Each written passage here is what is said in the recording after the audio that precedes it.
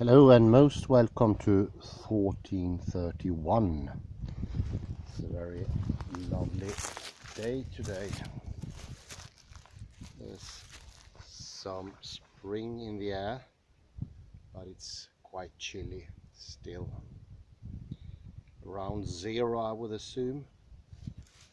And I will continue today with a Paul Johnston book, Rethinking the Inner. Proved to be very interesting, and the inner and outer have been participating for quite some time now in our discourse. It stirs a lot of interesting subjects along its route.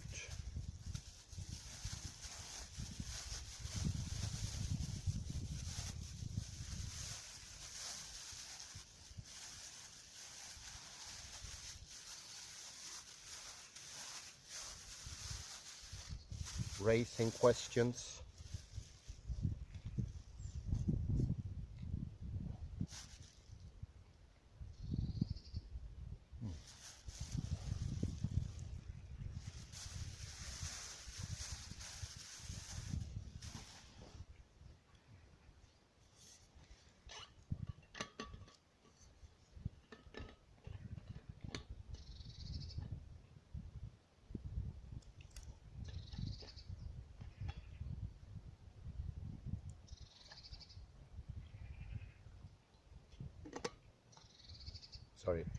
raising questions in areas we haven't even seen as area of thinking.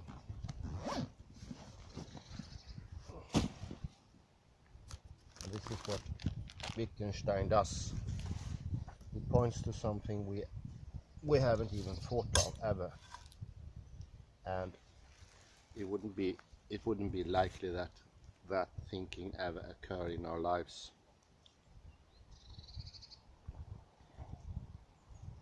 That is what makes Wittgenstein so unique.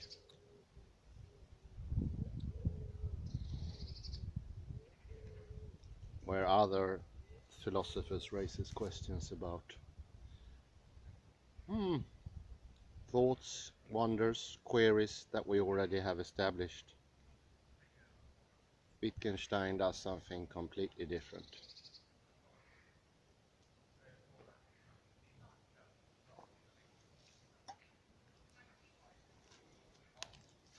He's smack into the area of, well, it is just beyond belief, so to speak.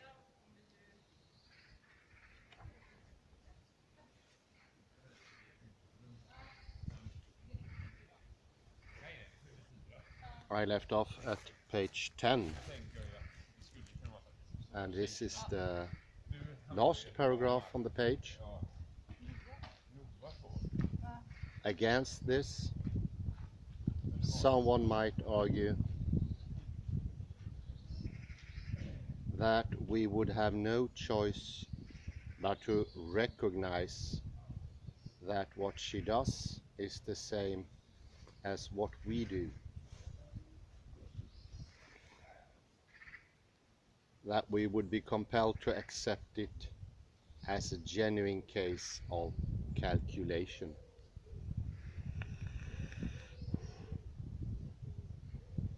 But why?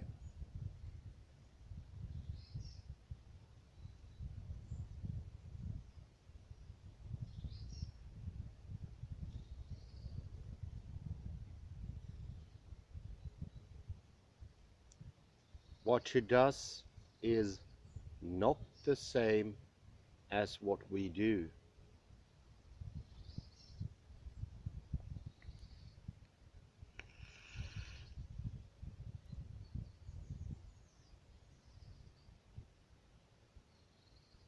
That we would be compelled to accept it is a genuine case of calculation. But why? sentence, I repeat. What she does is not the same as what we do, whether we extend the concept of calculating on paper.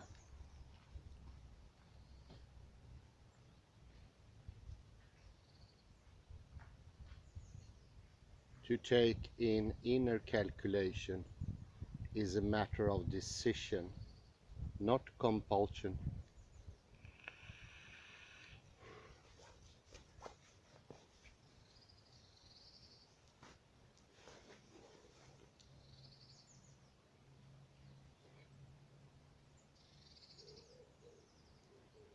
Of course, it is true that there are occasions when we find extending a concept in a certain way highly inviting.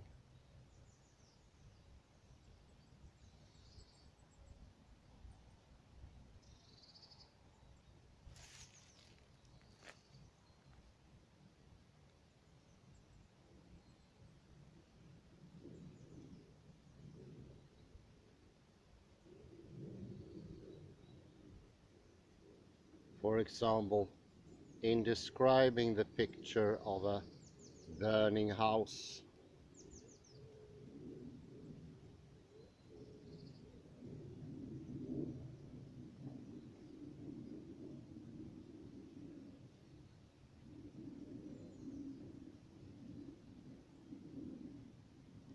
one could either say that the smoke is coming out of the house,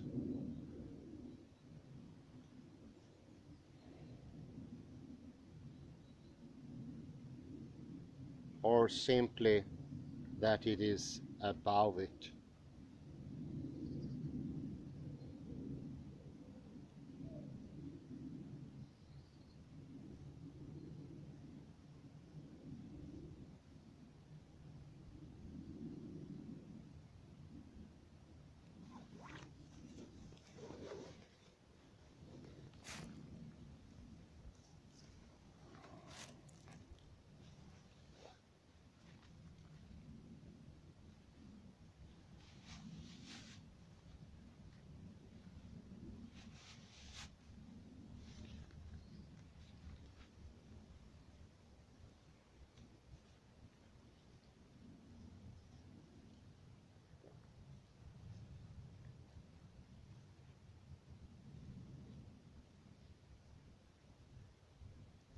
Some people may find it natural to use the thirst description. Indeed, they may even feel compelled to use it.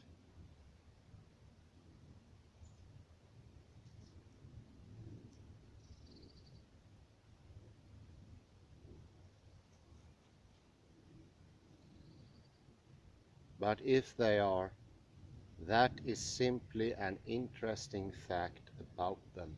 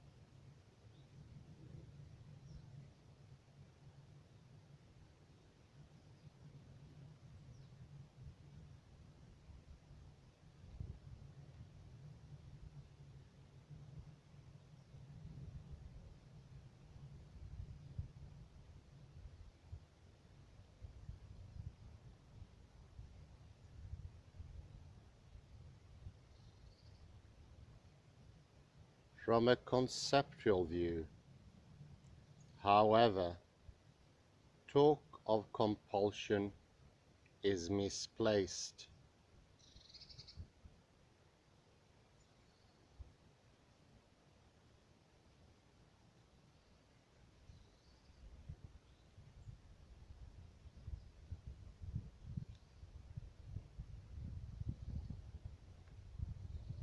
If we could not calculate in our heads,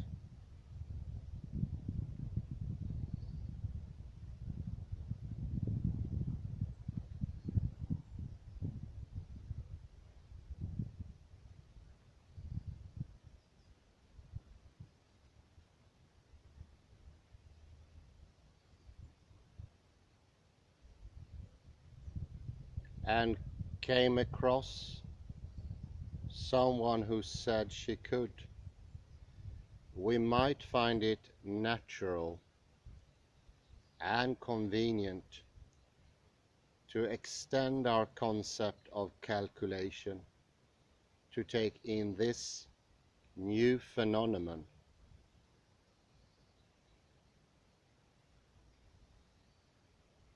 On the other hand, we might decide to call it unreal calculation,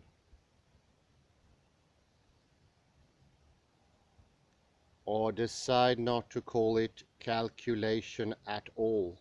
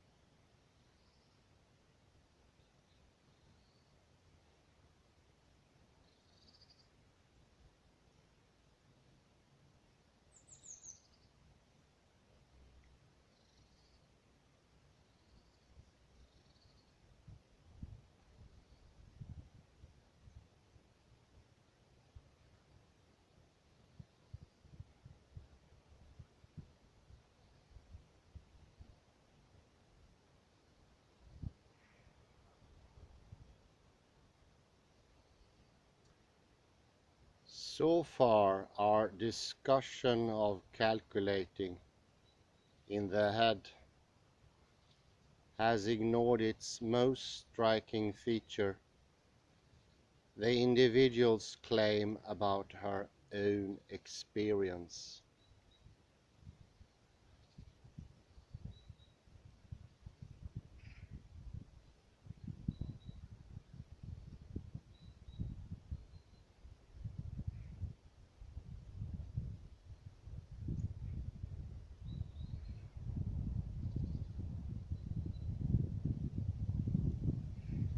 As we have seen, the individual uses the word calculating in a radically new context.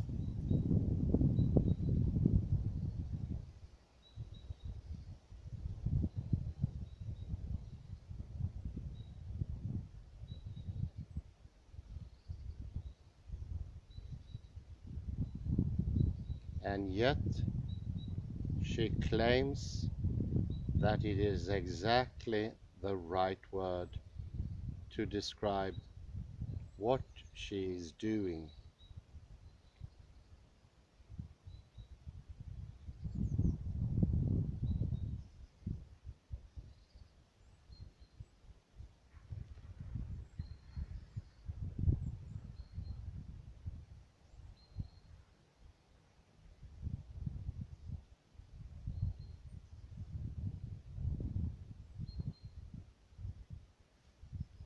So what justification does she have for this?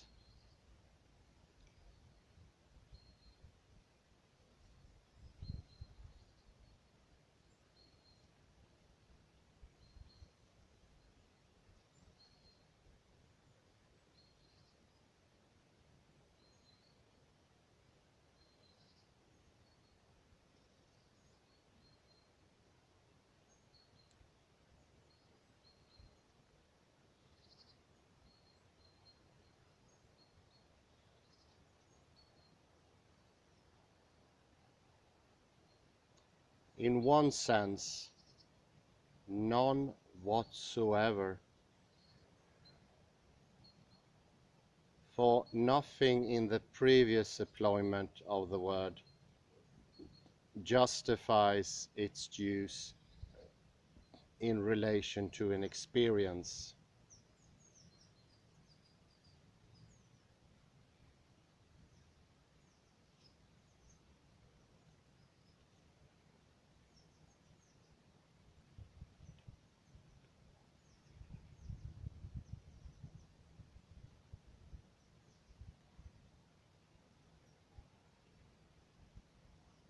In fact, the new use is a spontaneous and, in a sense, arbitrary extension of the concept.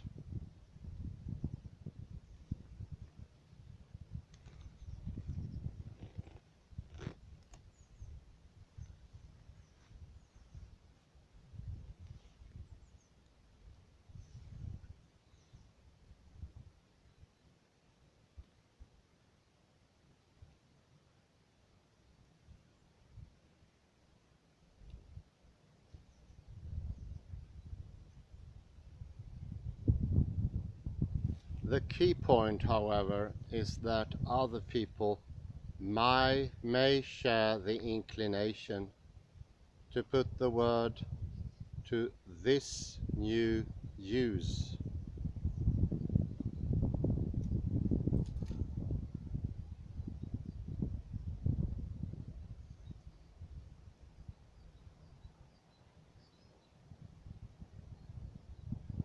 Paradoxically, it is through the use of new and apparently nonsensical phrases that people are able to convey their experiences to each other.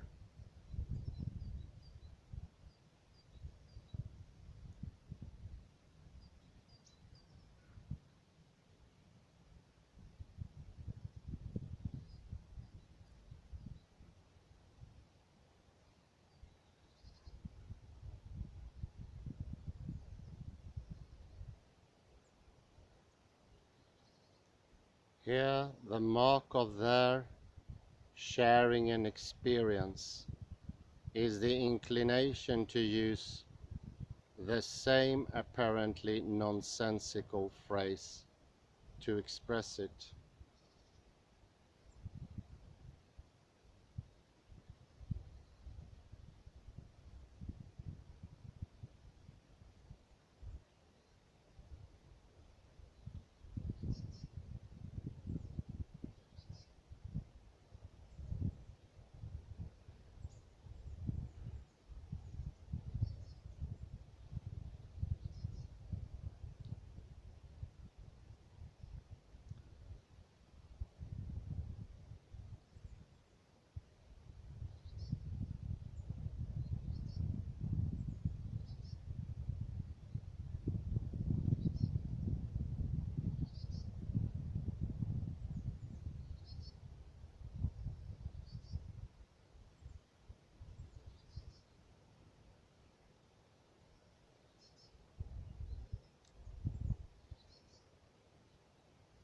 Consider, for example, the phrase, "I feel a presence."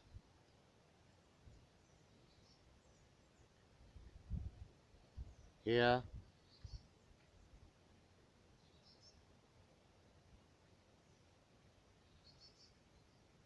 two quite heterogeneous elements are put together, for we did not learn the word presence in connection with feelings.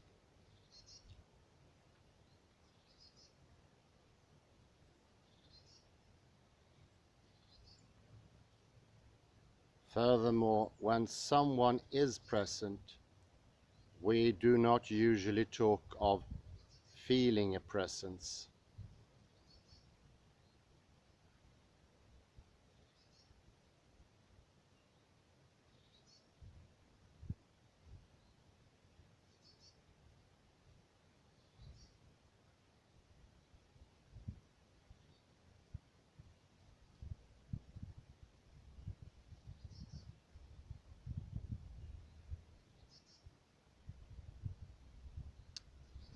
It would make no sense, therefore, to suggest that we learn the word presence and then discover that there is a feeling associated with it that can also occur when no one is physically there.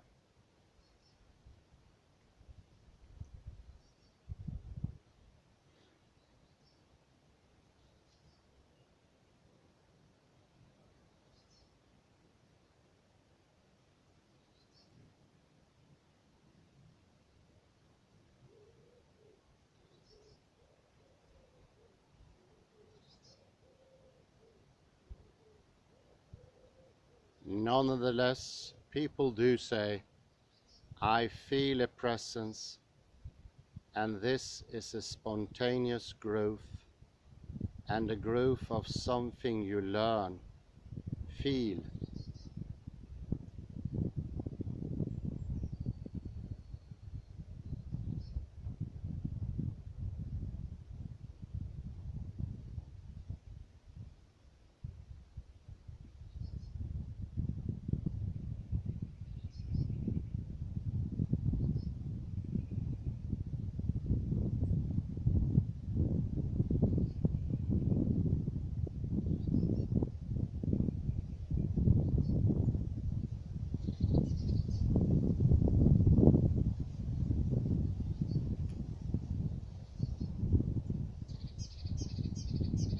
You learn presence too, then one day you combine them. Once more the elegance of Wittgenstein's thinking.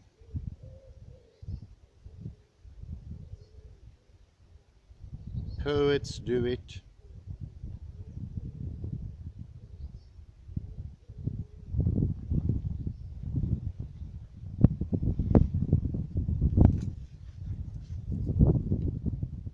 One man uses such a phrase, and then thousands use it.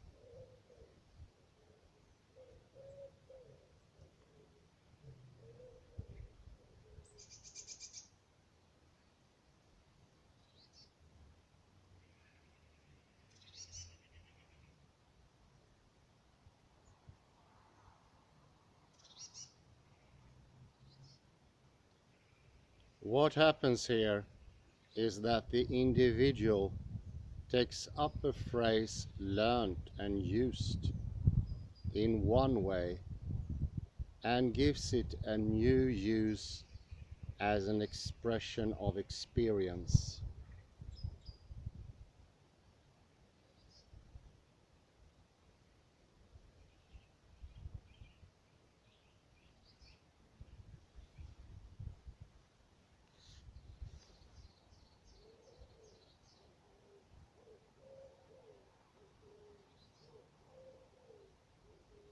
The words she uses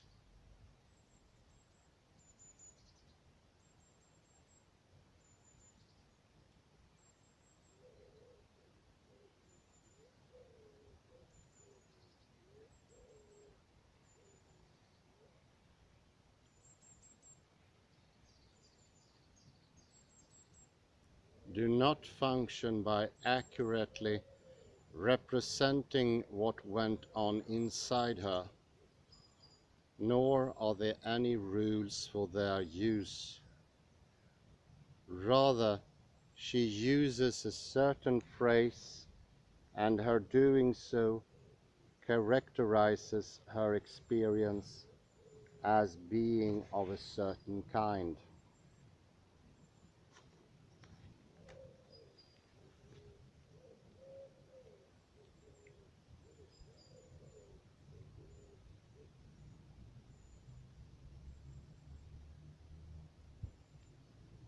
when she says, "I feel a presence."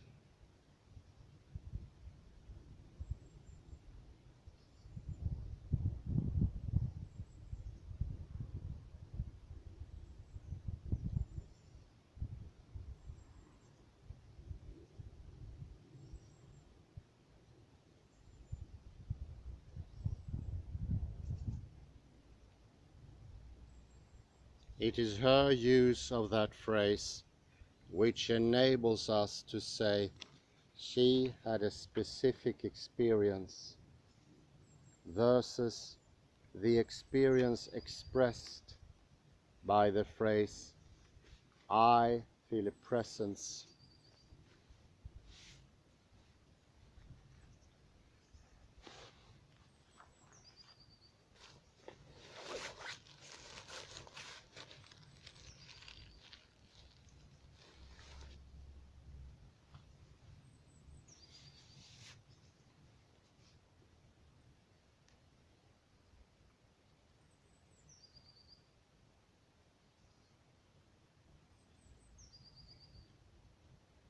The outer expression constitutes the criterion for the inner experience,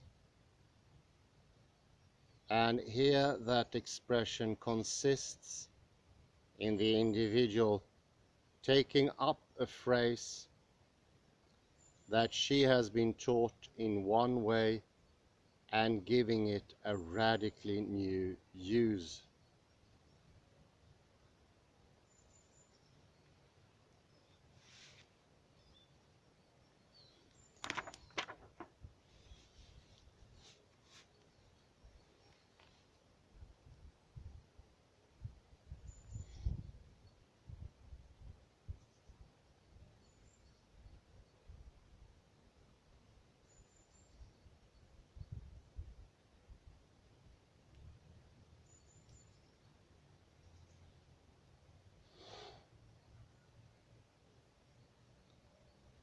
This way of using language is characteristic of the first-person use of psychological concepts,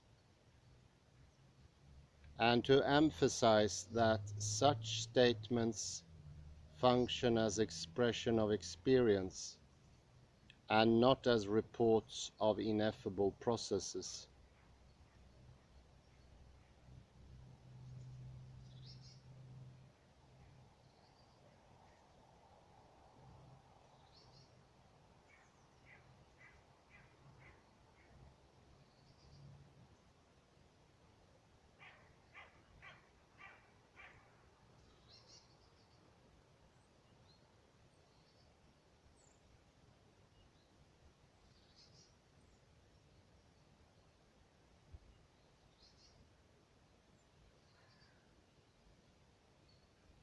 Wittgenstein referred to them as Äußerungen or utterances.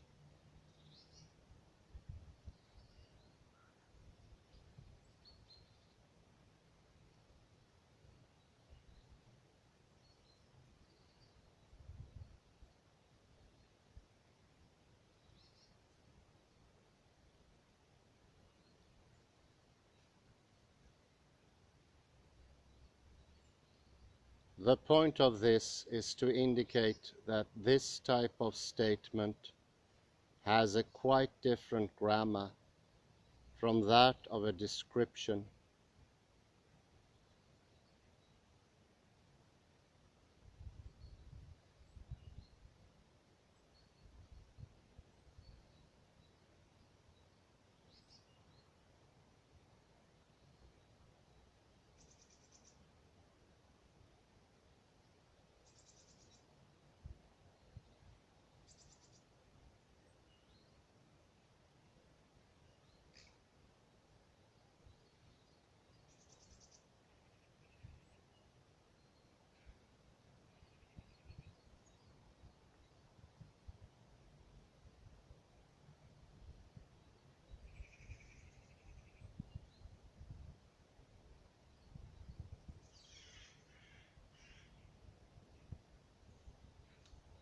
In the latter case, our statements involve the application of generally agreed criteria, specifying what it means to say that a certain process or event is occurring.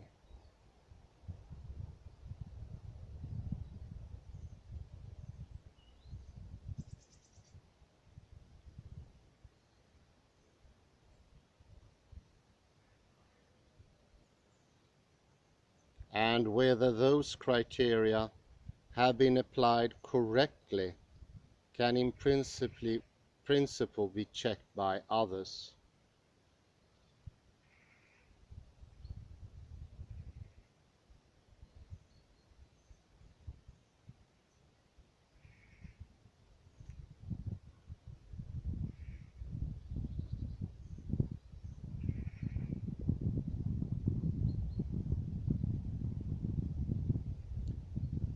In the case of the inner, however, the individual does not learn rules or generally agreed criteria.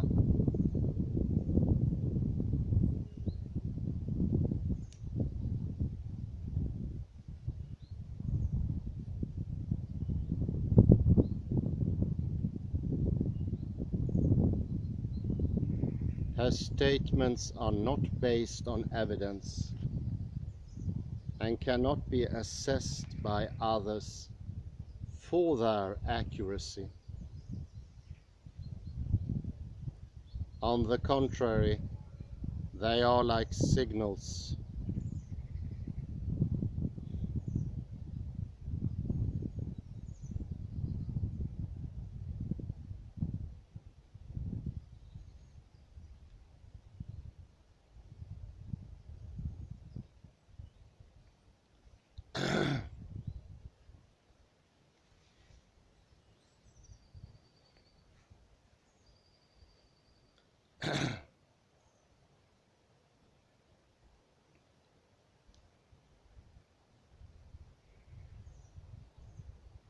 Their interest lies in the fact that the individual is inclined to make them.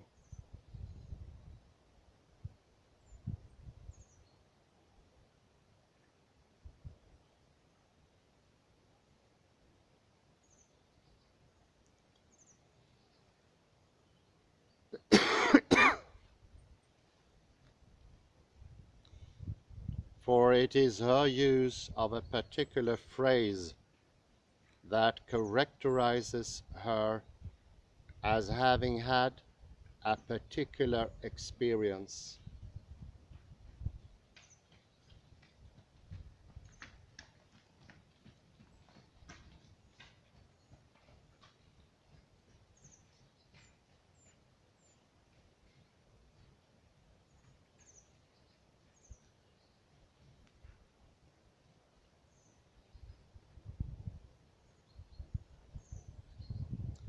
In contrast with outer events, the experience cannot be separated from its expression.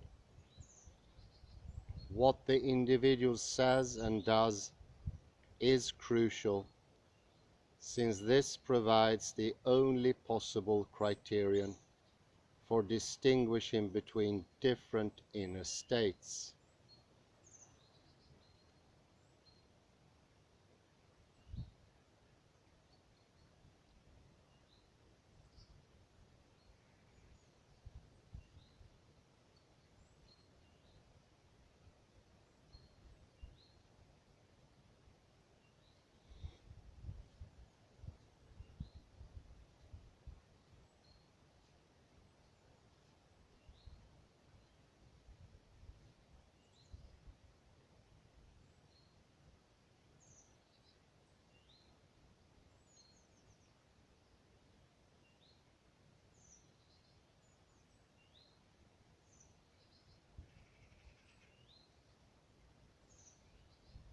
For example, we should say that something different happened when the individual says, I calculated, and the answer was 340.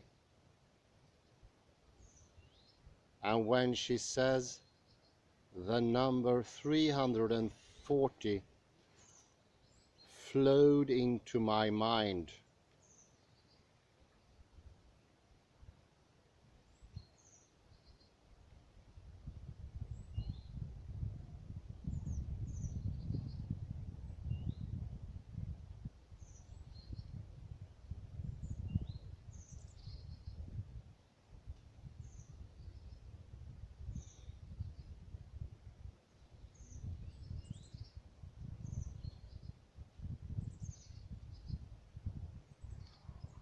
similarly, if the individual gives the right answer to the sum, but offers her path to the answer some nonsense,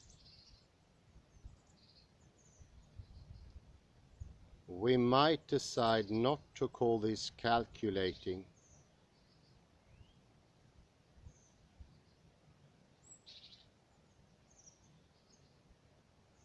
and to mark the difference between it and the normal case by saying that the individual only quasi-calculated.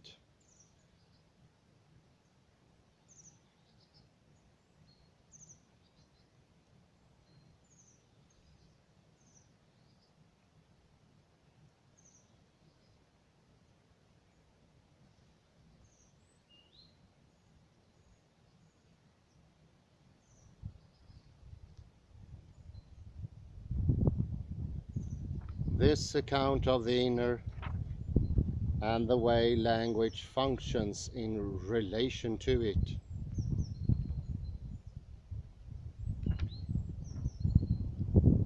also has implications for memory. Indeed, one could say that the inner involves a different concept of memory.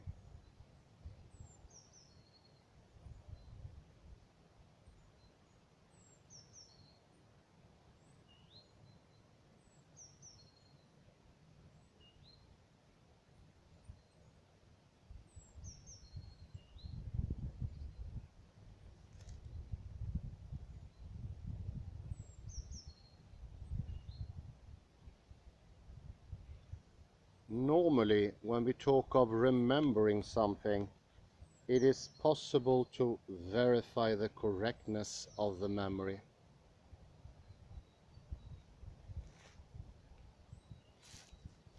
We say, I attended a lecture this morning, or I remember attending a lecture this morning.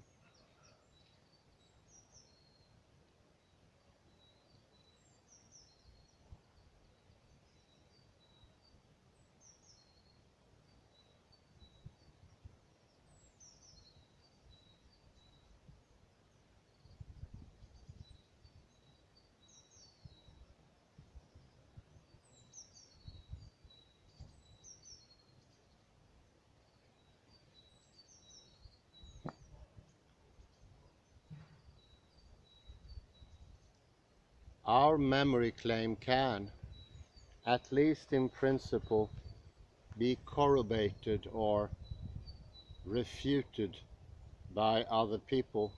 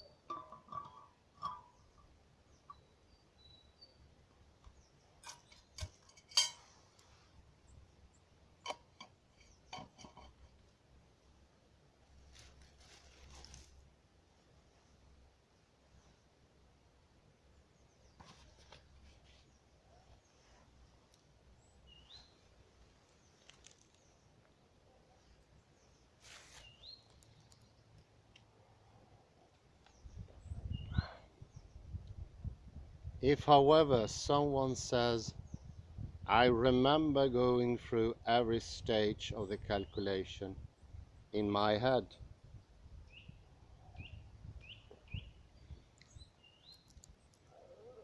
there's no possibility of a check, and therefore no way of distinguishing between her thinking she did so and her actually having done so.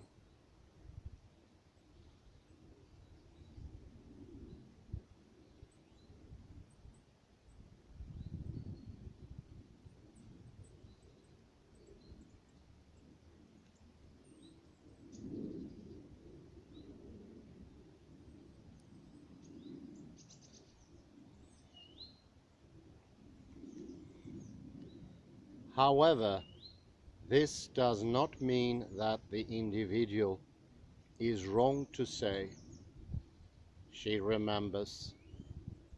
Rather, it shows that here remembering has a different sense.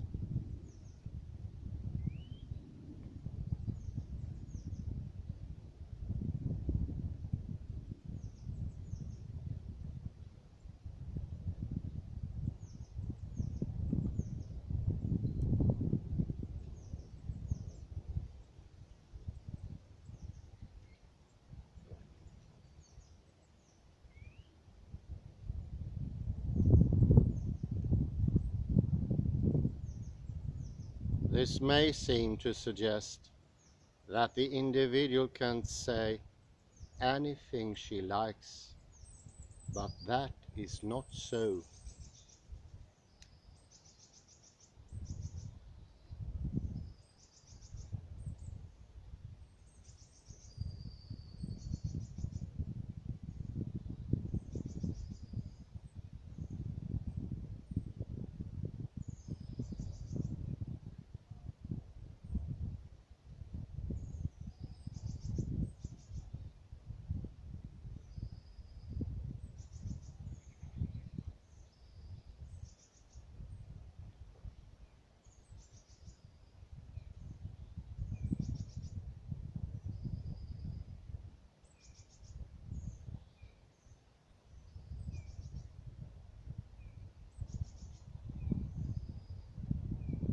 What we are interested in is what the individual is sincerely inclined to say.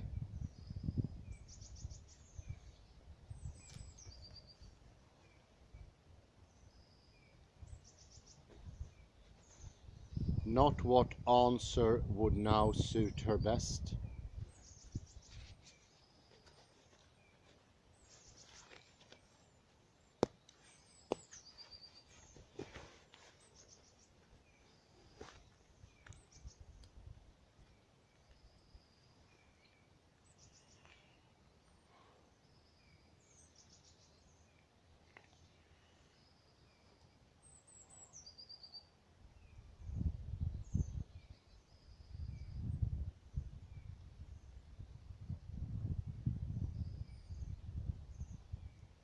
In this context, therefore, the key distinction is not between an accurate and an inaccurate statement, but between a sincere and an insincere one.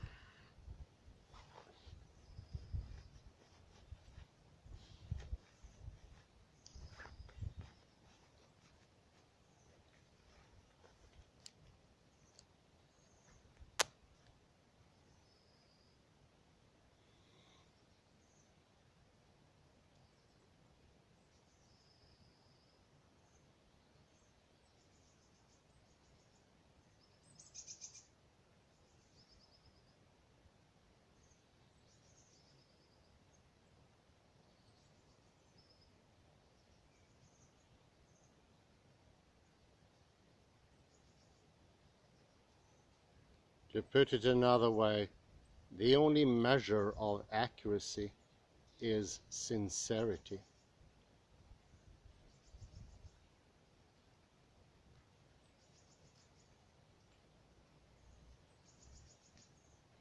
The individual's statements about what she experienced in the past are on the same level as those about the present.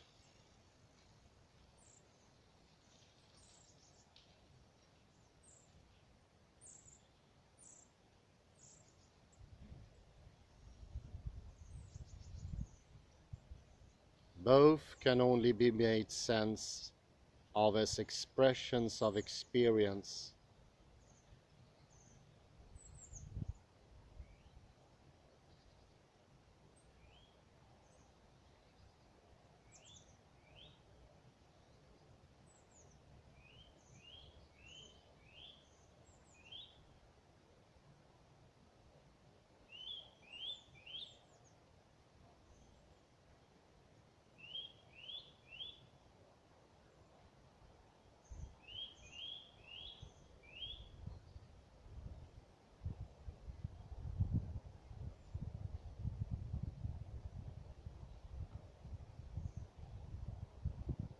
Not as accurate or inaccurate reports.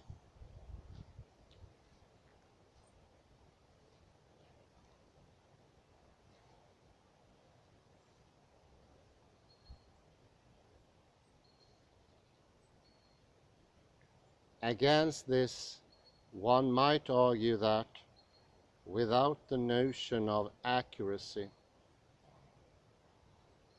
the memory claim is useless.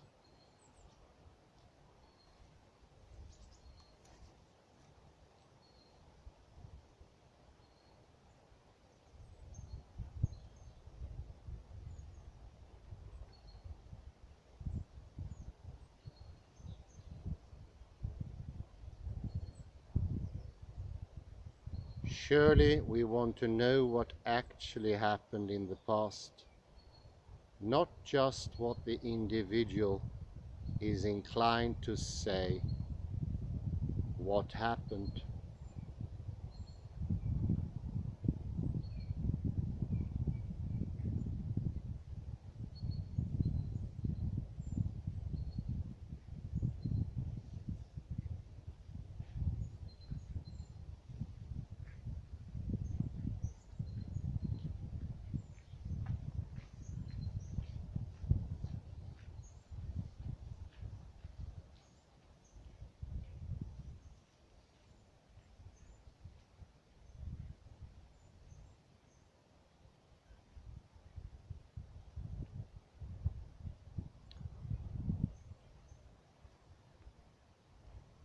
This objection misses the whole point of Wittgenstein's argument,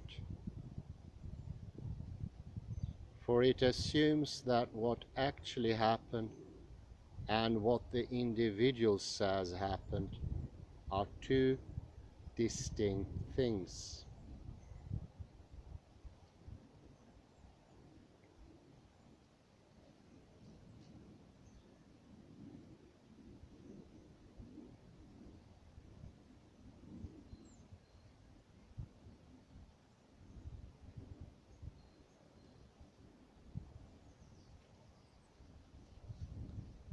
As we have seen, however, the grammar of psychological statements means that the latter constitutes the criteria for the former.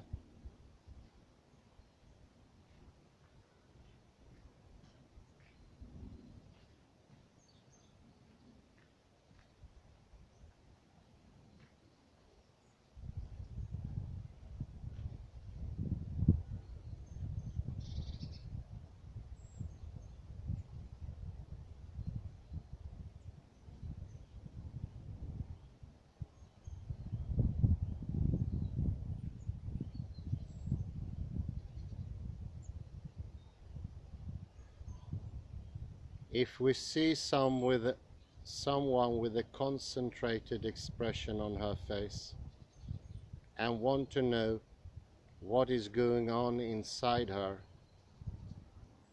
than her sincerely telling us she is trying to work out the answer to a complicated sum, tells us exactly what we want to know.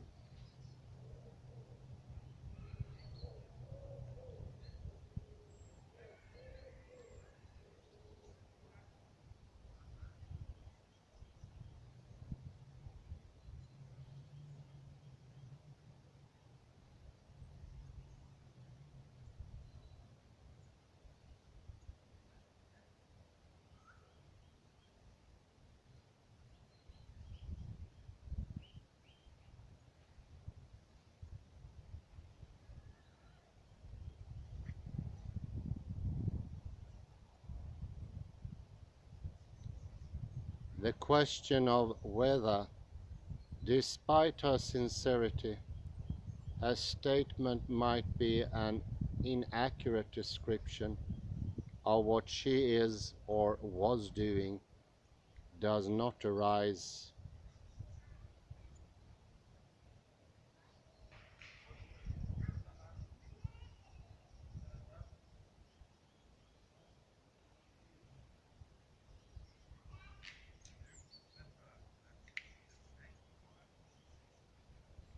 The source of confusion here is a failure to recognize that psychological concepts have a different grammar from that of concepts used to describe outer events.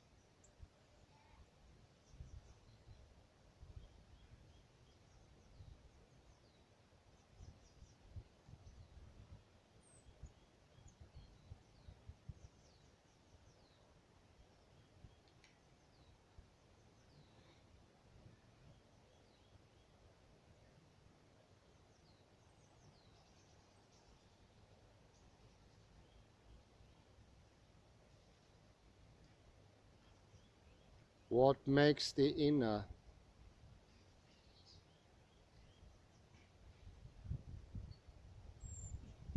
seem so mysterious is the misguided attempt to understand one kind of concept in terms of another one.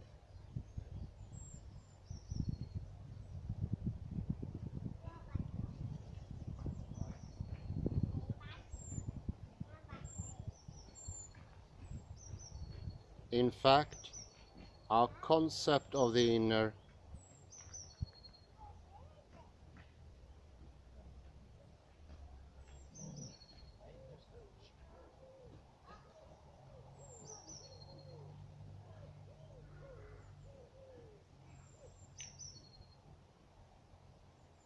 what we mean when we talk of what was going on inside her is linked to mysterious inner processes, but to the account which the individual offers of her experience.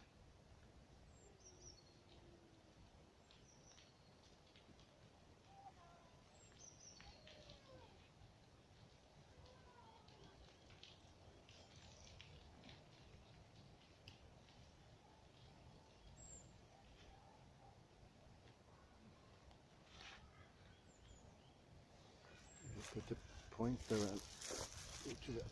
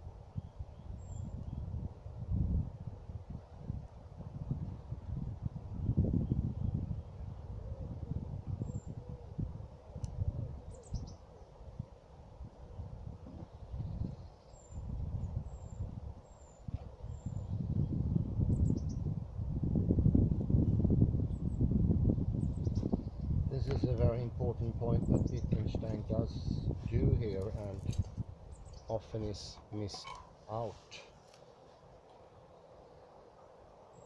Johnston is being very careful in pointing it out.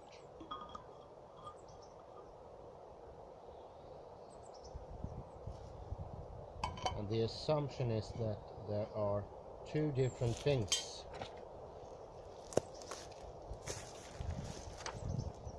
What the individual says happened and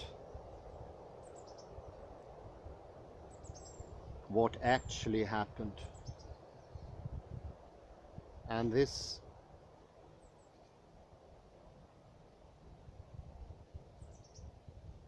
is a disjunction that is very difficult, and as I said in the beginning, this is something we never question on a daily basis.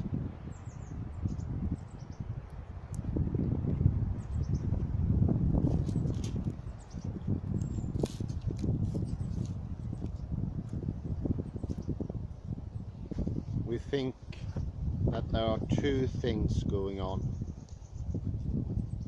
what happens and our experience or saying about what happens.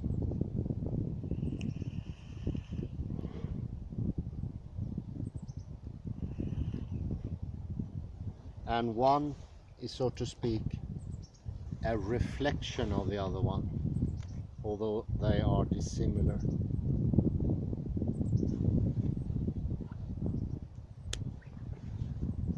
Wittgenstein means they are absolutely connected.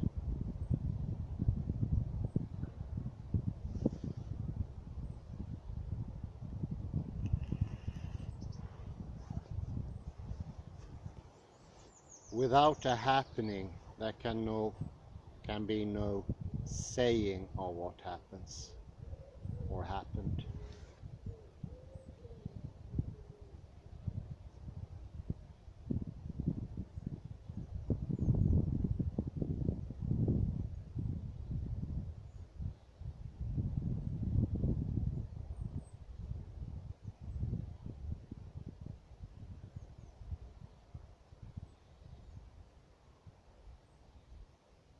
Wittgenstein's usual way of showing this is to say that there are two language games. One of calculating an actual, so to speak, language game, and a psychological that follows different rules.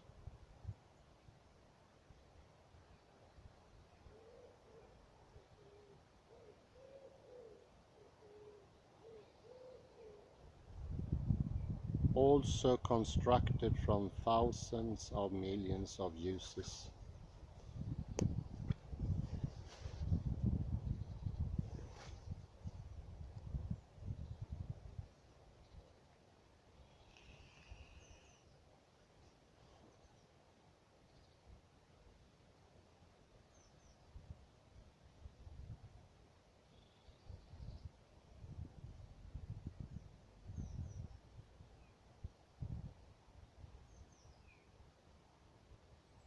We cannot lie about our experiences. The lying would be on a different level in that case. The language game of experiences is deeply connected to what happened.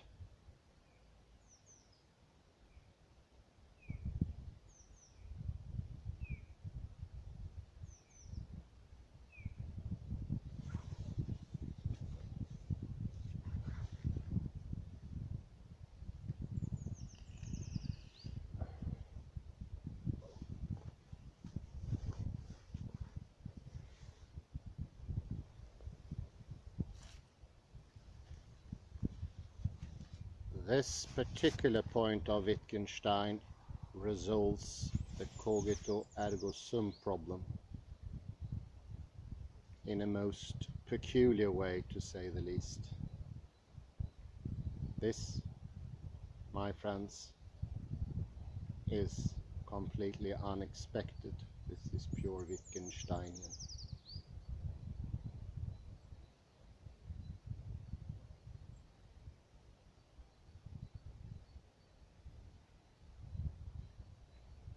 Descartes, in this view, did a misuse on language, somewhere not even understandable to himself.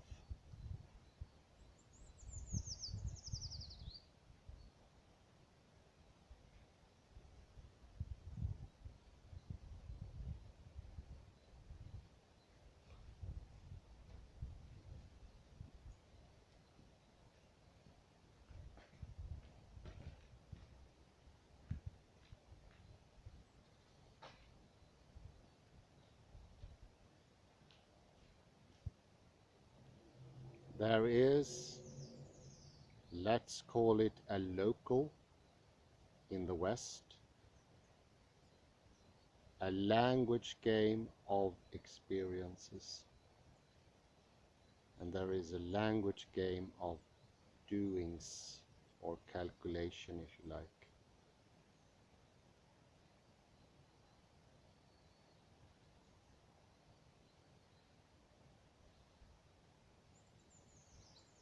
They have different rules, but they are connected.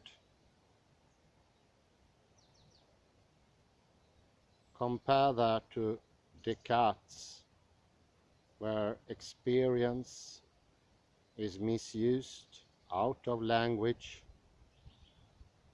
and becomes this res cogitans somehow, and the experience is experienced of is res extensa. What you perceive, what you take in.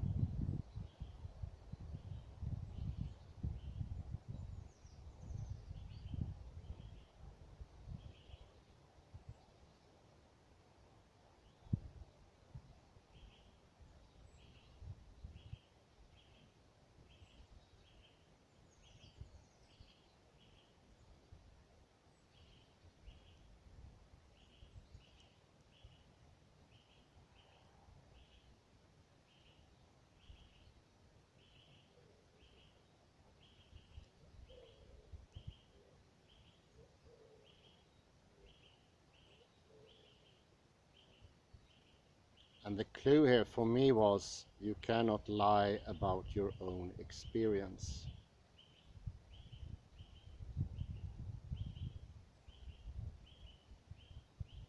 For there is no space for inaccuracies.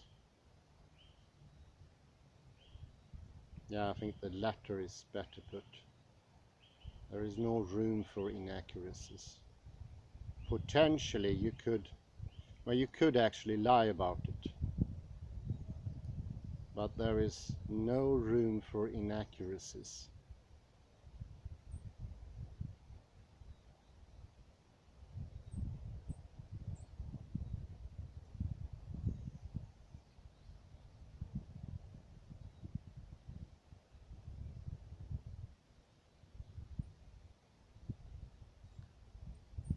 Using the constructed language game of Descartes of res extensa and res cogitans wouldn't even make sense. They would be arbitrarily put here and there.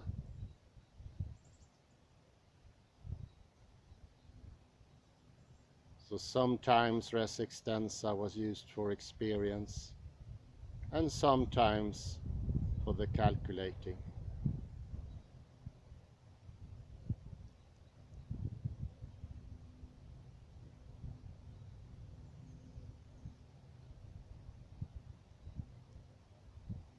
And sometimes res extensa was, res cogitans was used for the calculating, and sometimes for the language game of experience.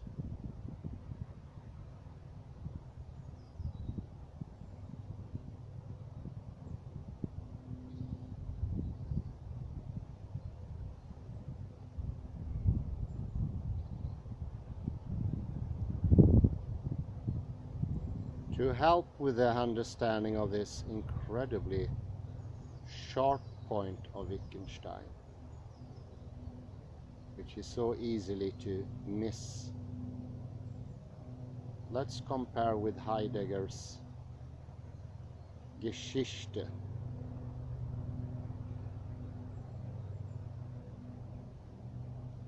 History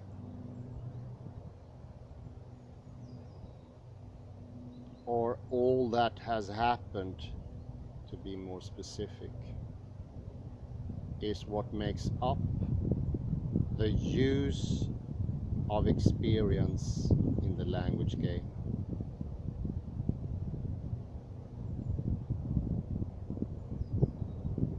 The word experience has an etymological background.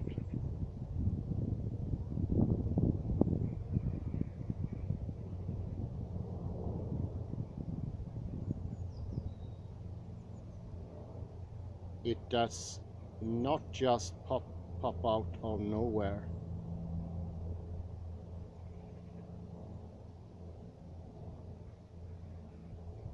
It has a becoming.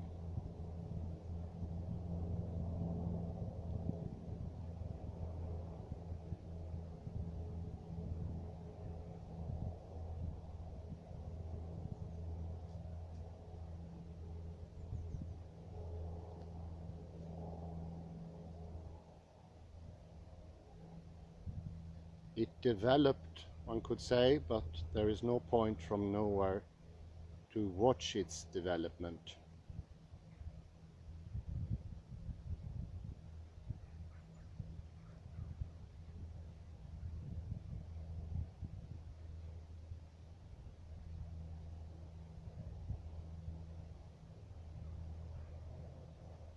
But it could be safe to assume that some development has been.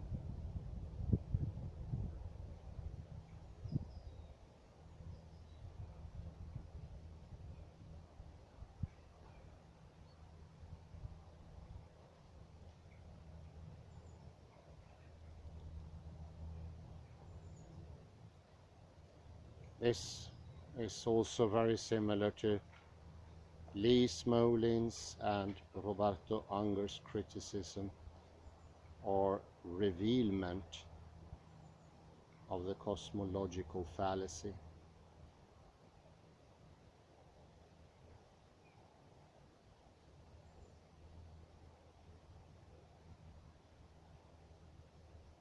That you could perceive the history and the existence of the universe from somewhere outside of it.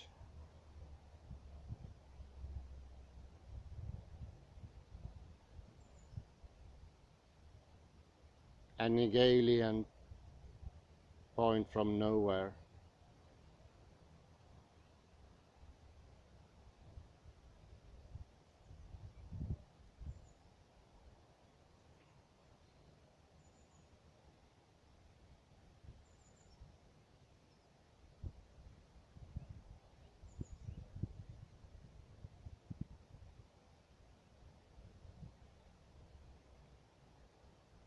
They clearly showed it does not make any sense to speak of a point outside of the universe.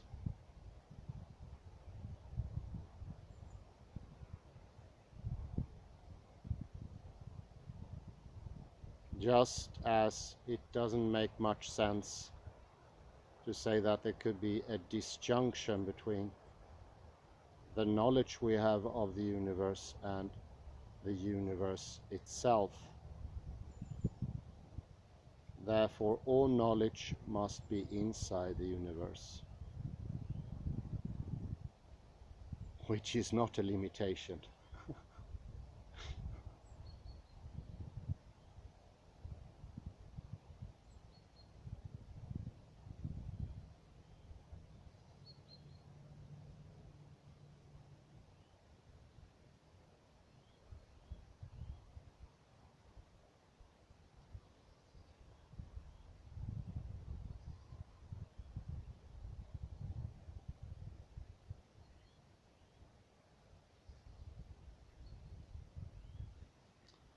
It's a liberating point that Wittgenstein does, and one feels rejuvenated once some of the understanding. It doesn't, I wouldn't say it comes all at once, but slowly it seeps in on you, and it's just fantastic. I do recommend Wittgenstein. I think I put a pause there or an end, depending how much has been recorded.